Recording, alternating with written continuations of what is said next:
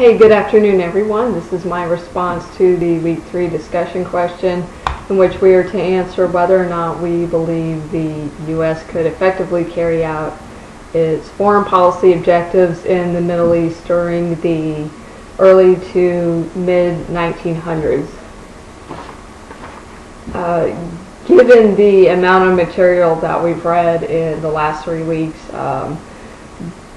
there's obviously a lot that could be discussed on this question, but I believe, from what I've read from my own personal viewpoint, is that given its objectives and its standpoint during this time period, the U.S. could not effectively carry out its objectives, its foreign policy objectives in the Middle East. And Jacobs more or less alludes to this in his book. He starts out by talking about the cultural differences between the Middle East and the West. He talks about how Westerners viewed the Middle East from a purely Western viewpoint. And I believe that's really where the problem with the implementation of this foreign policy comes in. You can't carry out effective policy if you don't understand the region where you're trying to implement this. Most of Western knowledge of the region came from 19th century and early 20th century accounts from scholars, from missionaries, from tourists, people who didn't necessarily have a politically minded viewpoint. And while some of them may have offered correct information about the area, these were not trained specialists in the Middle East, and they didn't necessarily contribute information to U.S. policymakers that would in turn contribute to effective policy.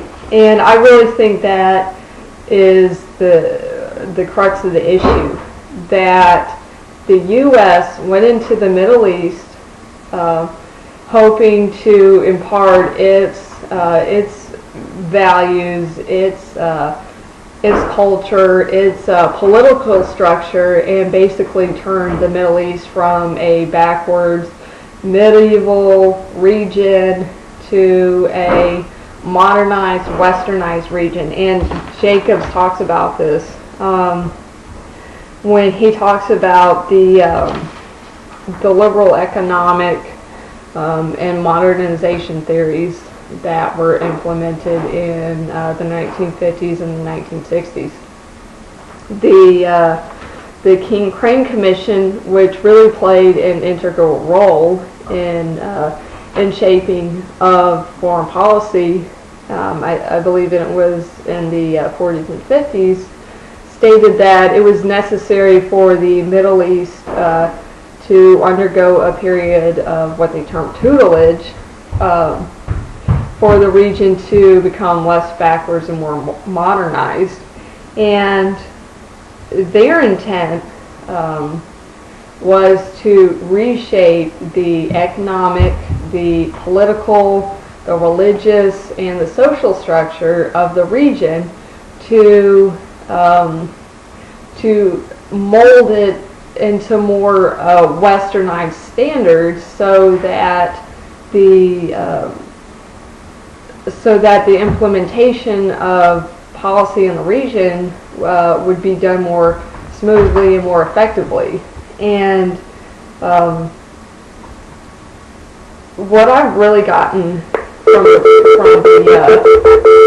from the reading is that the U.S., and I may be wrong about this, but this is my own personal opinion, the U.S. did not have the proper knowledge of the region, of the implications of Islam on on life in the Middle East, how it affects the political and the social structure of the region.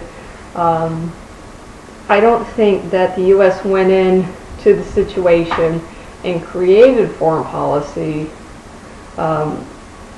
with the proper knowledge of the region. And I think that the U.S. sought to create its own little America, its own little West in this region.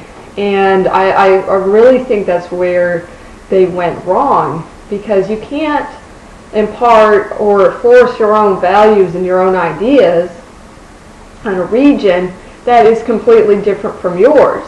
That's where colonization went wrong. And I think that the U.S. went into the Middle East with completely the wrong idea. And obviously there's more to this issue, but those were my initial thoughts from the reading.